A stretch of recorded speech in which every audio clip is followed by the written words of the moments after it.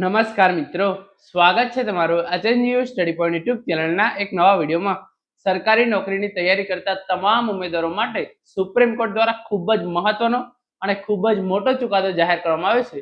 એના વિશેની સંપૂર્ણ ચર્ચા આપણે આજના આ વિડીયોની અંદર કરવાના છીએ. તો તમે અહીંયા જોઈ શકો છો, સરકારી નોકરીઓ અંગે સુપ્રીમ કોર્ટનો સૌથી મોટો ચુકાદો.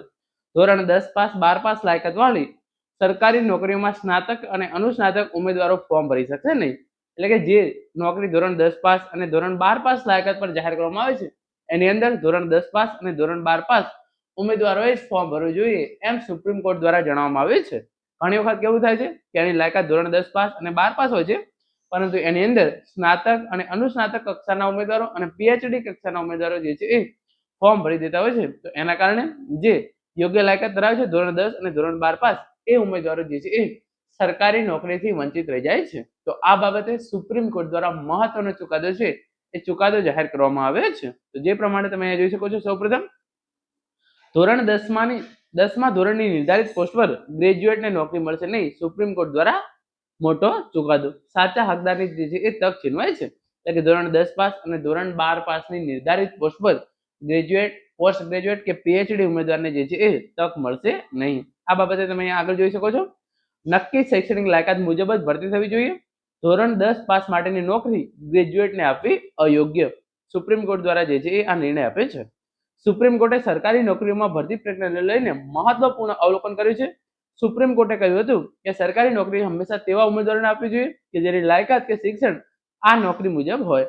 આવા ઉમેદવારના સ્થાને જો વધુ ઉચ્ચ શિક્ષણ ધરાવતા વ્યક્તિને પસંદ કરવામાં આવે તો યોગ્ય ઉમેદવાર જે છે એ વંચિત રહી જશે. તો આ પ્રમાણે જે પોસ્ટ માટે જે લાયકાત હોય એ ઉમેદવારોને પહેલી પ્રાથમિકતા આપવામાં આવે એમ સુપ્રીમ કોર્ટ દ્વારા જે છે એ આ મોટા ચુકાદાની અંદર જણાવવામાં આવેલું છે. અયોગ્ય ઉમેદવારને નોકરી આપવી નક્કી કરાયેલ શૈક્ષણિક લાયકાત ધરાવતા ઉમેદવાર સાથે અન્યાય કર્યો કહેવાય. સુપ્રીમ કોર્ટે જે છે એ તમામ ઇન્ફોર્મેશન આપેલી છે, તમે અહીંયા જોઈ શકો છો. જો ધોરણ 10 અને ધોરણ 12 માટે નોકરી બહાર પાડવામાં આવે તો આ નોકરીઓ માટે MA કે PhD વાળા અયોગ્ય જાહેર કરી શકાય. તો સુપ્રીમ કોર્ટના આ નિયમ પ્રમાણે જે ધોરણ 10 પાસ માટે નોકરી હોય તો એની અંદર ધોરણ 10 પાસ વાળા ઉમેદવારોને જે છે એ આ નોકરી માટે તક આપવી જોઈએ. ધોરણ 12 પાસ માટે નોકરી હોય તો આ નોકરીની અંદર જે છે એ ધોરણ 12 પાસ ઉમેદવારોને જે છે એ તક આપવી જોઈએ. જો ધોરણ 10 અને 12 પાસ પર કોઈ નોકરી હોય અને એની અંદર જે છે એ સ્નાતક, અનુસ્નાતક કે પીએચડી વાળા ઉમેદવારો જે છે એ ફોર્મ ભરે તો એમને જે છે એ અયોગ્ય ગણવા જોઈએ અને એમને ભરતી પ્રક્રિયામાંથી બહાર કરી દેવા જોઈએ એમ સુપ્રીમ કોર્ટ દ્વારા આ મહત્વનો ચુકાદો આપવામાં આવેલો છે. અને અંતમાં તમે અહીંયા જોઈ શકો છો, સરકારી નોકરીમાં નિર્ધારિત લાયકાતનું પાલન કરવું ફરજિયાત.